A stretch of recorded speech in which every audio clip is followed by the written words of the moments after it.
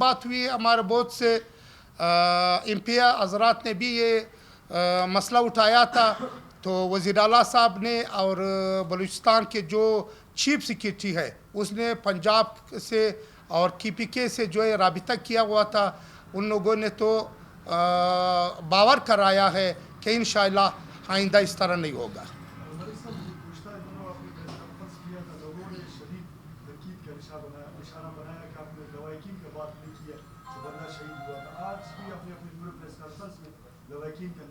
नहीं, मैंने उस दिन भी सबसे पहले मैंने ये कहा था कि जो बंदा फोत हुआ है, शहीद हो चुका है, हमारे सारे ट्रांसपोर्टरों का हमदर्दी उसके साथ है। मगर पश्तून बलूच का अपना एक रवायात होता है, वो जब कोई बंदा शहीद हो जाता है तो उसके घर पे मीट लेकर जाते हैं, वो अभी बाकी है।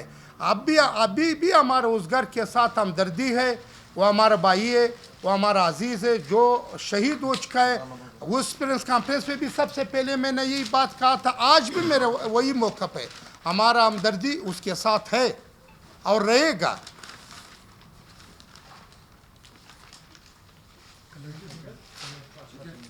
ये लेटर भी पहुंच चुके हैं। ये लेटर मैं आपको दिखा देता हूँ।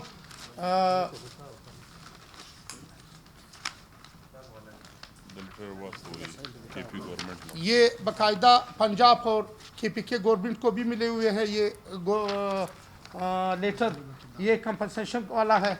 दोनों ये लेटर जो है ये भी मैं आप लोगों को अभी आप लोगों को एक कापी भी दे दूंगा। सिक्योरिटी चेक पोस्ट का लेटर और सिक्योरिटी चेक पोस्ट का भी वो लेटर भी है। पीछे ये बताएं, अमन अमान के हवाले से आप लोगों को कितनी यकीन जानी कराई गई है कि आए रोज जो वाक़यात हो रहे हैं, वो कितनी यकीन जानी कराई गई है कि मजीद जो है इस तरह के वाक़यात को रोकने के लिए इक़दाम? वैसे तो हमारा मुल्क आपको पता है कि दहशतगर्दी के लपेट में है, मगर सरकार को चाहिए कि ख़ासकर ट्रांसपोर्टरों को, क्योंकि ये एक ऐसा सनत है मुल्क में इस वक्त, अगर मैं ये कहूँ कि 60% लोग ट्रांसपोर्ट से के कारोबार से वाबस्ता है।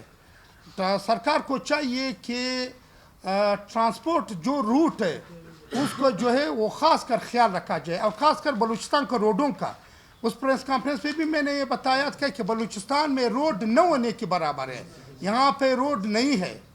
और मैं अपना ट्रांसपोर्टरों का भी एक नोटिस देना चाहता हूँ कि वो भी ड्राइवर हजरात यहाँ पे मौजूद है कि वो भी अपना लिमिट में जो है वो ड्राइवरिंग कर ले। क्योंकि जब कोई मर जाता है, क्योंकि कोई जो शहीद हो जाता है वो भी किसी का बाप होता है, किसी का बेटा होता है, किसी का भाई होता है। तो इस तरह नहीं होना चाहिए। Thank you sir.